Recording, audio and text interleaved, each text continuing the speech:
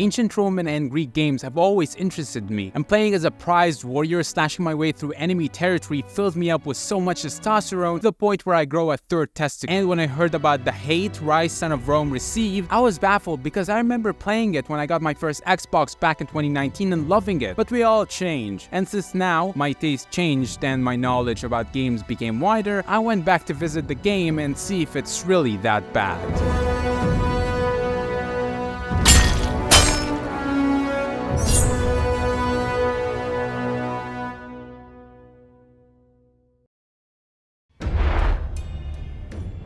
For a 2013 game, Ryse Son of Rome showcased what a leap in visual generation must look like. Environments look ancient, true to their real-life versions, and the battles have a Roman feel to them. But there is something I want to point out. There are many enemy types in the game. The main enemies are the Brits, but you also fight other types of people. Now, here's the thing. For example, there are enemies with no shields and enemies with shields. The ones with no shields have only one model, and the same goes to the ones with shields. But if you're fighting the mountain barbarians, for example, the models will change. But the same format is also present. Each enemy type has only one model, and that can be an easy immersion breaker.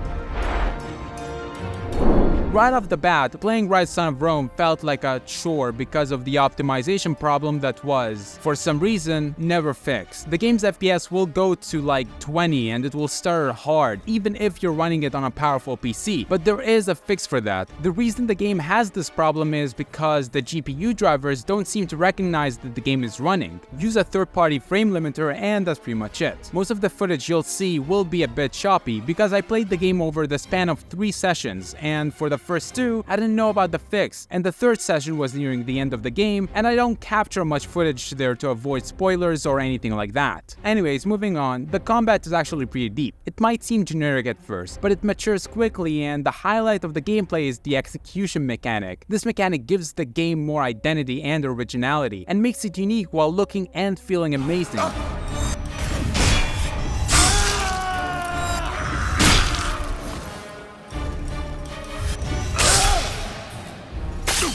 To mix up the gameplay a bit, there are those sequences where you lead your men through archers and choose their positions, and honestly, I loved every single one of them. The story of Ryse Son of Rome is about Marius, a warrior who came back from army service to visit his family. Brits attack their city and home and kill Marius' sister, mother, and father. Commander Vitalian, a friend of Marius' father, recruits Marius into his team and promises him revenge. The story is not bad at all and is worth investing some time into it. It has plot twists and they're very unpredictable. The game tells a story of revenge and rebellion. It shows that even great nations can fall when power is in the wrong hands. Ryse Son of Rome doesn't deserve the hate it received, and even though it's impossible, I would love to see a sequel, and for that, it deserves a 7.2 out of 10.